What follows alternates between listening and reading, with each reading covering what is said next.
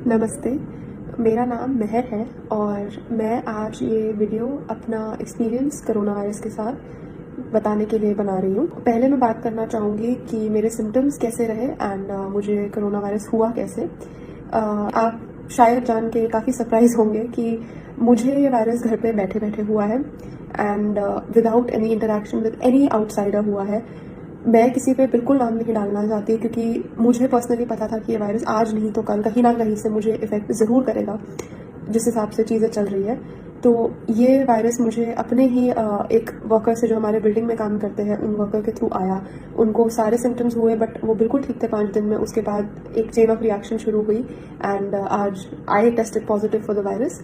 पर मैं बिल्कुल भी किसी के ऊपर ये नाम नहीं डालूंगी कि किसी के कारण मुझे हुआ या उन्होंने कुछ किया, बिकॉज ये एक सच्चाई है कि ये वायरस कहीं से भी आ सकता है, किसी को भी हो सकता है। एंड किसी पे नाम डालना, किसी डॉक्टर पे नाम डालना, किसी काम करने वाले पे नाम डालना is not the right thing to do. इससे करके कुछ नहीं होने वाला।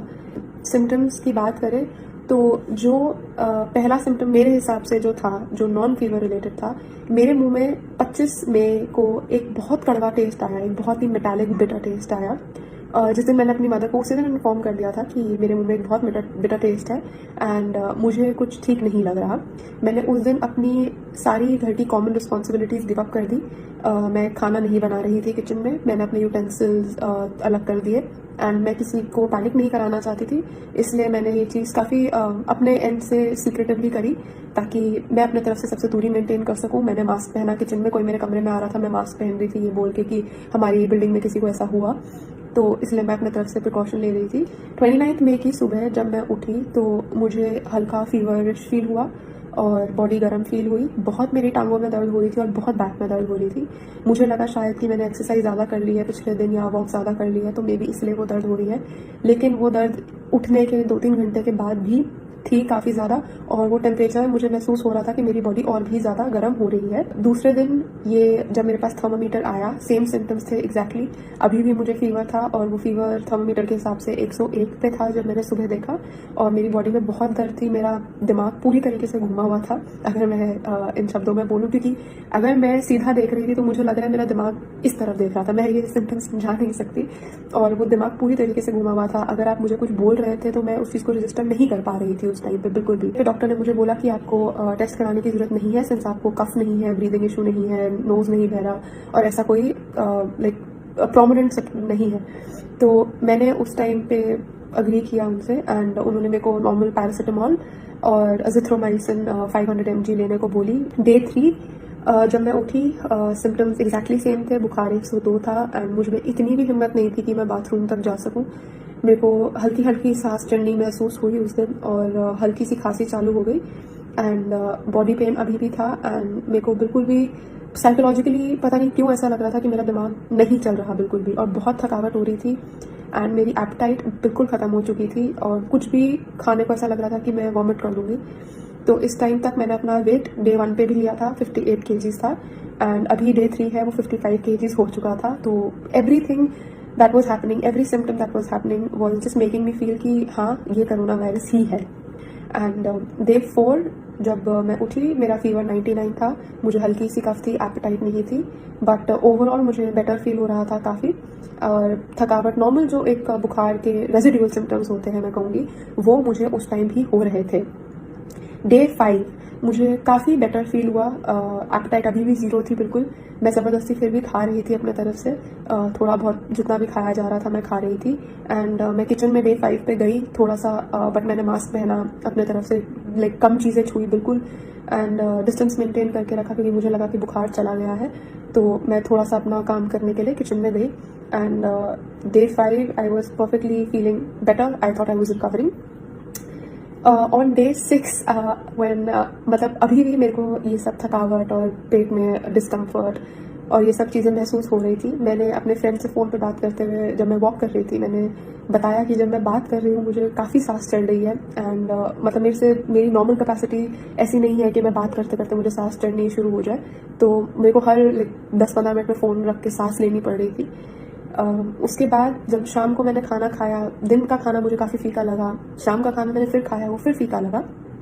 फिर उसके बाद 7वें दिन पे जब मैं सुबह उठी, मेरे को अच्छा फील हो रहा था काफ़ी, लाइक पहले से काफ़ी अच्छा फील हो रहा था। लेकिन 7वें दिन पे मुझे बिल्कुल टेस्ट और स्मेल आना बिल्कुल बंद हो गए। और मैंने उस दिन फिर डॉक्टर को कॉल किया एंड बोला कि प्लीज़ मेरे को टेस्ट कराने दीजिए। उन्होंने मेरे को मना कर दिया कि मैं प्रिस्क्रिप्शन नहीं दे सकता आपको टेस्ट के लिए।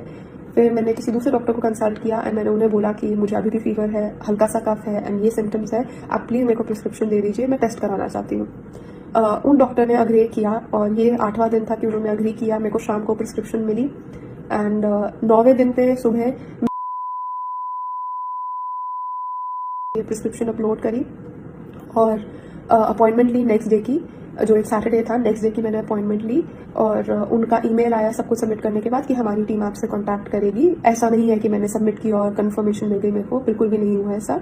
11वें दिन पे हमने उनको फिर से फ़ोन करे और उन्होंने कॉल उठाया और कंफर्मेशन दी कि आपका जो एप्लीकेशन थी वो रिव्यू हो चुकी है, आप नेक्स्ट डे पे सुबह 11 बजे टेस्ट के लिए आ जाइएगा।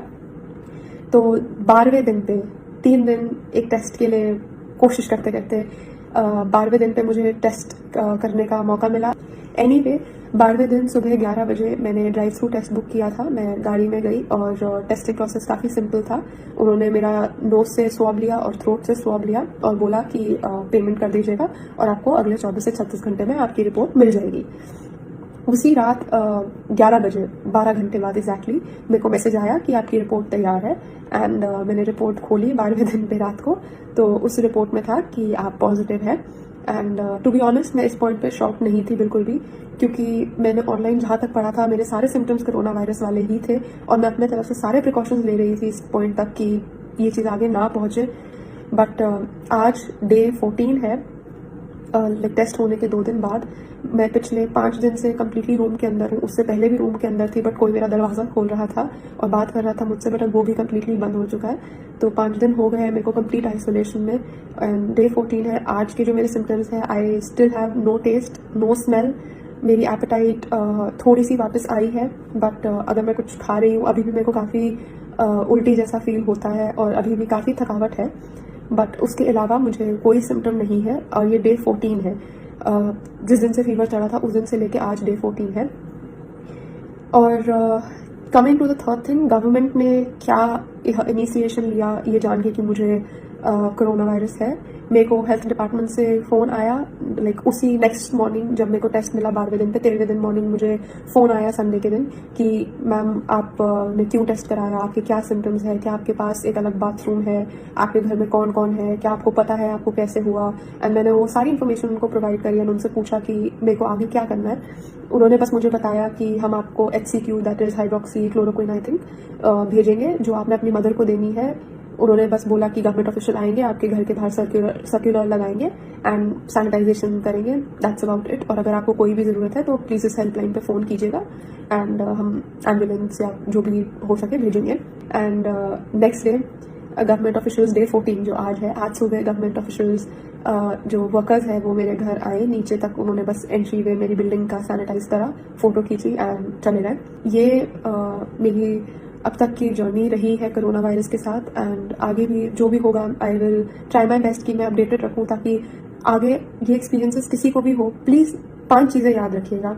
नंबर 1, अगर आपको हल्का सा भी अनवेल फील होता है, आपको लगता है कि आपको बुखार खांसी हल्का सा भी लग रहा है ना, अपने आप को अलग कर लीजिए, अपने बर्तन अलग कर लीजिए, अपने रूम में आइसोलेट हो जाइए अगर आपके पास ऑप्शन है, अपना बाथरूम अलग कर लीजिए। मतलब आप उसे कोरोना वायरस की तरह ही ट्रीट कीजिए। मुझे नहीं पता अब कि कितने लोगों की टेस्टिंग हो पाएगी और क्या सिचुएशन रहेगी अब जब केसेस बढ़ेंगे। तो प्लीज़ हल्की सी भी तबीयत खराब को आप कोरोना वायरस की तरह ट्रीट कीजिए और अपने आप को आइसोलेट कर लीजिए कम्प्लीटली। अगर आप यंग है, हेल्दी है तो चांसेस है कि आप रिकवर कर जाएंगे, अपना ध्यान रखेंगे ठीक से तो आप रिकवर कर जाएंगे। तो प्लीज़ अपने आप को आइसोलेट कीजिए।